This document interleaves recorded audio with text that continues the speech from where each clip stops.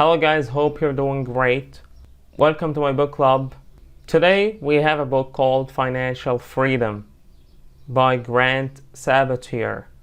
Financial freedom. So everybody is looking for financial freedom. So we are gonna get the most out of this book and understand everything out of it in order to get to our financial freedom, because everybody wants to have freedom because this is the most important thing. Okay, so let's start with an intro. So having $1 million in the bank and being able to retire at age 30 sounds like the dream, right? Well, Grant Sabatier made it a reality and shares how to do so in financial freedom. Money is probably one of the most stressful things to worry about, but in fact, managing your money and making it grow is not rocket science. Sabatier shows how you can optimize your lifestyle, make your money go further, and still have fun along the way. Get ready to learn how to reach financial independence.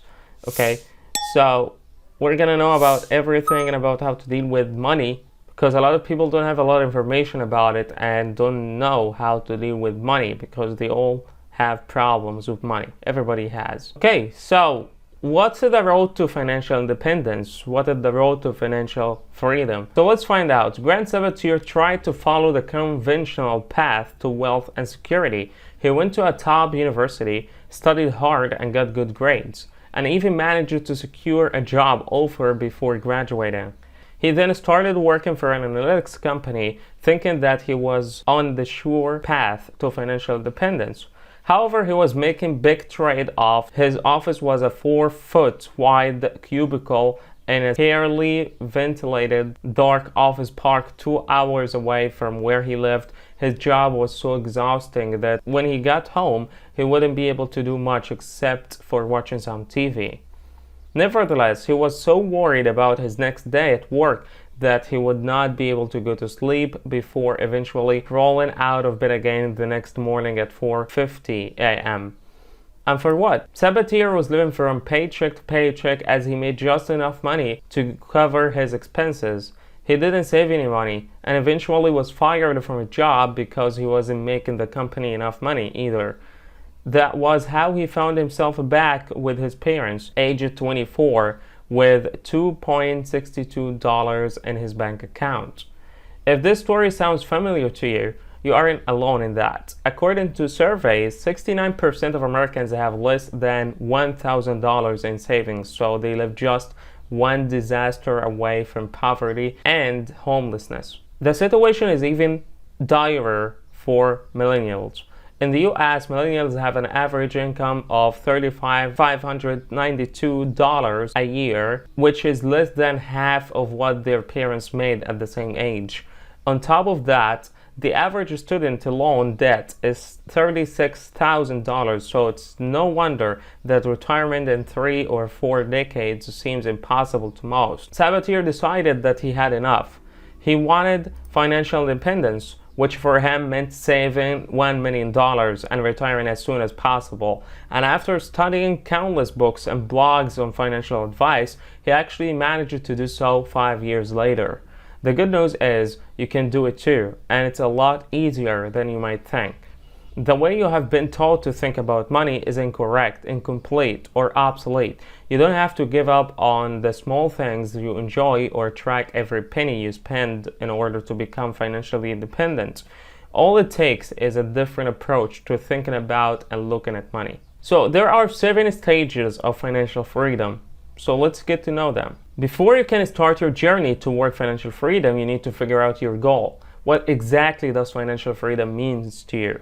Maybe it means having $1 million in your bank account, but maybe it just means having enough money to work part-time and spend more time with your family. Financial freedom ultimately comes down to a few factors: where you live, what kind of life you want to live, and what brings you joy. According to Sabatier, there are 7 stages of financial freedom. 1. Clarity. You have figured out where you are and where you want to go. 2. Self-sufficiency. You earn enough money to cover your own expenses. Number 3, breathing room. You no longer live paycheck to paycheck. 4, stability. You have 6 months of living expenses saved and bad debt paid. 5. Flexibility. You have 2 years of living expenses invested. Number 6. Financial independence. You can live off the income generated by your investments and work becomes optional. Abundant wealth. You have more money than you'll ever need. With each stage you reach, you will feel more in control and less stressed about money. With lots of hustle, you can get to stage 5 within a few years. But getting to stage 6 will take the most effort. This step requires you to make money, save it, and invest it, which will take up a lot of your time, but all the time you invest will eventually translate into freedom for you. So, what is your number? To start your own journey to financial independence, you need to calculate your FI number, financial independence number. Maybe you have used an online retirement calculator before and been horrified by how much you have to work in order to retire in 40 years. But traditional retirement calculators usually do not factor that your money can grow by itself if you invest it. Sabatier believes that the way to holistically determine how much money you need is by looking at the amount of money you need to live right now and then adjust this once a year as your circumstances change. You will also need to know your annual expenses, go through the last 12 months of expenses and calculate your average expense. Then, the formula for figuring out your FI number is the following. Withdrawal rate percentage x your number equals annual expenses. So, for example, if you were to spend $50,000 a year and you were withdrawing at the recommended rate of 4%, that would make your FI number $1,250,000. So, where are you now?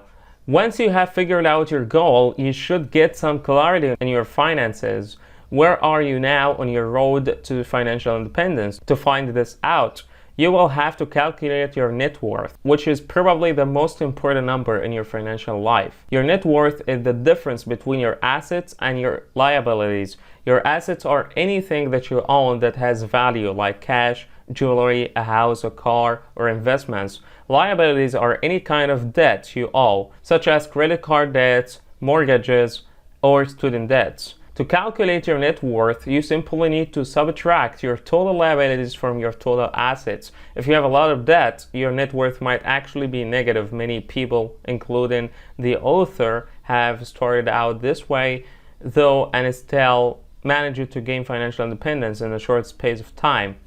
If your net worth is negative, you will need to add this to your FI number. So if your FI number was $1,250,000, but you have $20,000 debt, your actual FI number is $1,280,000. This includes interest. So according to Sabatier, you should track your net worth number on a regular basis. He does so daily to keep an eye on his finances and to watch his net worth grow through compounding. Most importantly, do not let your emotions get in the way of making good financial decisions. Especially when investing money, people are prone to panic. Take the author as an example. When he first started investing, he bought $30,000 worth of stocks and lost $1,200 in the first week. Panicked. He sold his stock. Had he kept them though, it could have more than doubled his money over the next few years. For investments to work, you need to be in for the long haul and get comfortable with taking risks. And contrary to accepted financial wisdom, you do not need to have paid off all your debts before you can start investing. So think differently about money. So what's your money mindset? How do you think about money? So now that you know your FI number and your net worth, it's time to radically shift the way you think about money. So let's start with a simple example. What is the cost for a cup of coffee? $3, you might say. However, you forget that the money you pay for the coffee is money lost to you forever. If you were to invest it instead, it could compound into a lot more. You need to start thinking about the true cost of each transaction. If you want to make the most of your money, you need to be mindful of how you spend it. Luckily, the author has compiled a list of 11 key questions you can ask yourself before a purchase to decide whether you really want to spend your money. You do not need to ask these before every purchase you make.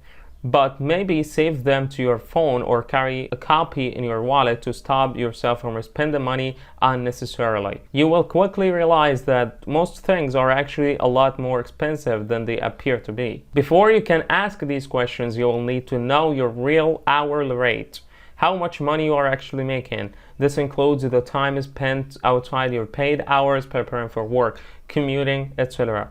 Once you have figured this out, you will have a real number to see how much of your time you are trading for anything you purchase.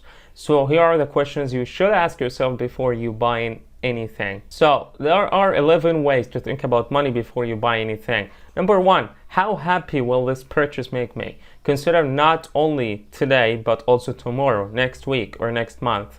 Number 2, how much money do I have to make to afford this? Remember that you pay for purchases and after-tax dollars, so you have to make more money than the listed price. 3, how many hours of my life am I trading to afford this? Think about your real hourly rate. Number 4, can I afford it? Never spend more than 2-3% of your net worth on a single purchase. Question number 5, how do prices compare in terms of percentages? If you have a choice between brands, look at the percentage, not the dollar difference in price. Number 6, can I get it for less or trade for it? Always try to buy second-hand. Number 7, how much am I spending on convenience? Maybe it would be cheaper to make the coffee at home instead of buying it at a coffee shop. Question number 8, how much would this cost me each year or for the rest of my life? Recurring expenses add up over time. Number 9, what is the per use cost of this item? When buying something that you use frequently, you can calculate the cost of the item based on how often you will use it and how long it will last you. Number 10, how much will this money be worth in the future? Think about how much money you could make if you invested it instead. Number 11, and the last question, how much time, freedom is this buying me in the future? Every dollar you save is freedom gained in the future. Those were the 11 questions that you should ask yourself before you buy anything. So in conclusion, becoming financially independent is a lot easier than you might think. Stop guilt tripping yourself for overspending and start getting some clarity on your finances.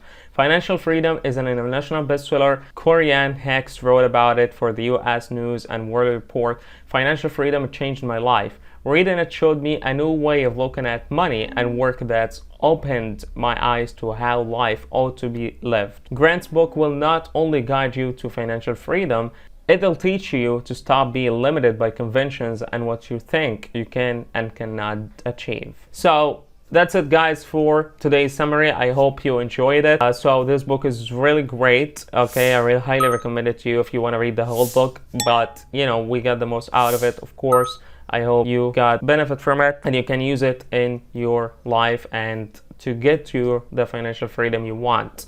So thank you guys so much. I love you all. See you next time.